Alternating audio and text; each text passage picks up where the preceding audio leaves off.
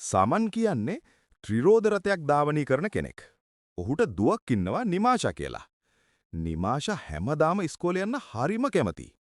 දවසක් සමන් උදේ 4ට නැගිටලා ලොකු බෝතලයක් අරගෙන පෙට්‍රල් ෂෙඩ් එකට ගියා. එතන තිබුණේ දිගු පෝලිමක්. හිරු එළිය නැගින්නත් කලින් මිනිස්සු තෙල් හොයන සටනේ. මිනිස්සු තෙල් බවුසරේ යනකන් මග බලාගෙන හිටියා. පැය ගණන් ගත වුණා. කාගෙත් මූණු වෙහෙසෙන් බලාපොරොත්තු නැතිව යනවා. සමන්ට එයාගේ දුව ඉස්කෝලේට දාන්න බැරි වෙයිද කියන එක ගැන බයෙන් තමයි හිටියේ.